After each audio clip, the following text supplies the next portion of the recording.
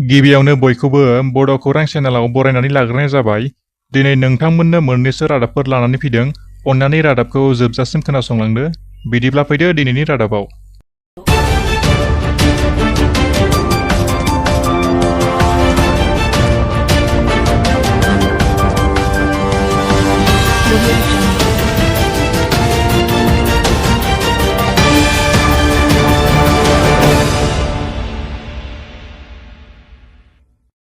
डिफेन्सआव साख्रि मावनो गोसो गुदुं लाइमोनफोरनि थाखाय गोजोनथाव खौरां।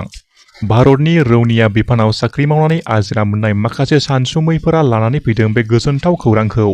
गसाइगाव महकुमानि सिङाव थानाय खासियाबारि आमलाइगुरि गेलेग्रा फोथाराव आसाम फिजिकेल एकाडेमि मुंनि गोदानै मोनसे एकाडेमि खुलिनाय जादों। बे एकाडेमियाव डिफेन्सनि नांगौ जानाय रिटेन आरो फिजिकेलखौ फोरोंथाय होनाय जागोन होननानै फोरमायहरदों। गोसो गुदुं लाइमोनफोरा स्क्रिनाव होनाय जानबुं नाम्बाराव जगाजग खालामनानै मुंखौ थिसननानै लानो हागोन। बनसुनिफ्राय इउपिपिएल दोलोआव जयेन जाखांनायनि उनाव बावैसो जानानै थांनाय लकसभा बिसायख'थिनि एमसिसि सोलिबाय थानाय समाव इउपिपिएल राजखान्थि हान्जानि बिसायख'थि फोसावदिंनायाव बाहागो लानायनि थाखाय चिरां जिल्लानि भारत भुटान सिमना रुनिकाटा बुपार बालाबारि गुदि फरायसालिनि लेङाइ फोरोंगिरि अशक कुमार ब्रह्मखौ साख्रिनिफ्राय सासपेनसन खालामनानै दोनदों होननानै खौरां मोननाय जादों।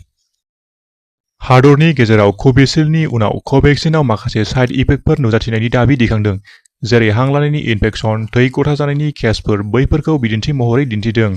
बनारस हिन्दु मुलुगसोलोंसालियाव खालामनाय बिजिरसंनायाव बे साइड इफेक्टफोरखौ नुजाथिनायनि दाबि खालामदों।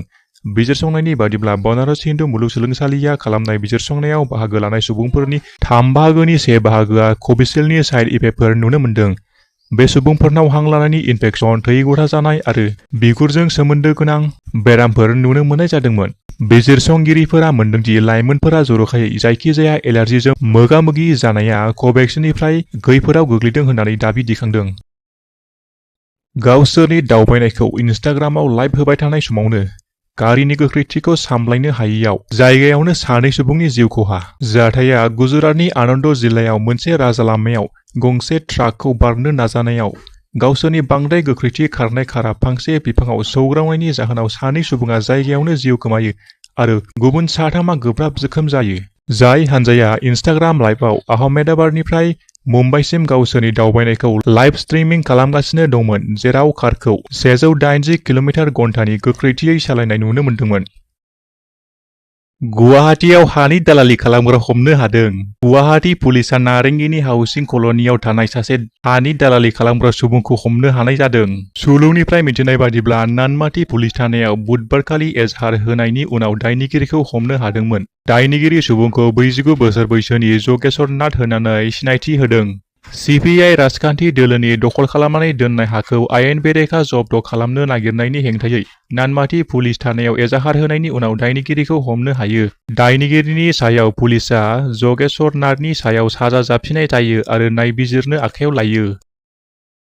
बावैसो सान सिगां ससियेल मिडियायाव गोसारनाय बर' इउटिउबारखौ बुनाय जाथायनि सायाव क'क्राझार जिल्ला एबसु आरो कसुगाव दख'रा एबसुनि खौरांगिरि मेलनि गेजेरजों इउटिउबार बुद्दिराम ब्रह्मखौ समाज बेरेखा हाबाजों लोब्बा दं होनना अजद होनायनि फिन बुद्दिराम ब्रह्मनि गावनि बिआरबि बड' कमेन्ट चेनेलनि भिडिअ'नि गेजेरजों खेंफोरथि। दासिमाव गावजों गाव मुं सुलायनाय आरो सोंखारिलायबाय थानायखौ नुनो मोनबाय थानाय जादों। बेनिनो ससे भिडिअ'खौ नायनानै लादो। बिथांमोनहा जुदि बुवाखैब्ला बिनि साबसे प्रुफ नांगौ। एबसु अफिस बुंलायजासे नोंथांमोनहा दि आंखौ बुदों बिनि प्रुफखौ लांनो नामा आङो लाना थांनो नामा बै अफिसाव? आंखौ बुबाय थानाय समाव गंसे टट'आ बे जायगायाव जमा जायामोन, गंसे बाइकआ जमा जायामोन, गंसे साइकेला जमा जायामोन बे आंखौ बुनाय समाव। बेफोर जायनाखि नुग्रा बे नुग्राफोरखौ नोंथांमोननि अफिसाव लांनानै प्रुफ बानायहैनो नामा? आरो दिनै नोंथांमोना बुवाखै होनबाय, बुवाखै होनबाय दे आচ্ছা थिग जाबाय। बुवाखैबा दिनै नैबे रिपर्टआ मानो फैखो? बे रिपर्टआ मानो फैखो? बे रिपर्टआ दिनै मानो फैखो? बे रिपर्टआ दिनै मानो फैखो? नैबे जाहैबाय एक्सरे। बे एक्सरेयाव जाहैबाय बे एक्सरेयाव जाहैबाय नैबे खनायाव दिनै मानो हाराया गाज्रि जाखो आंना नैबे खनायाव। दा नोंथांमोनहा जुदि बुवाखैब्ला बे आंनि खामि हाराया दिनै मानो गाज्रि जाखो? नोंथांमोना जे भिडिअखौ लानानै दिनै बुवाखै मायाखै होनदों आरो बिनिबो एफआइआर होबावनो नामा नैबे प्रुफखौ लानानै होनो? नोंथांमोना दिनै खामानिखौ मावो ओमफ्राय मालायखौ जाबसिनो आरो बिनिफ्राय बिथांमोना मा लाबोबावदों? नारी केलेंकारि 7 जन नारी केलेंकारिनि खोथा बेयाव ओंखारदों नङा होमबा? आच्छा दे नारी केलेंकारिया जाबाय। दा आं दिनै नोंथांमोनाव बेखौनो प्रुफ बिगोन मानि ससियेल मिडियायाव जेनेबा अनेक खोथा बुंनो हायो 8 जन नारें केलेंकारि 10 जन नारी केलेंकारि नैबे बेलायाव खुनु कनसिडार होनाय जानाय नङा। बे हले सिदा खोथा।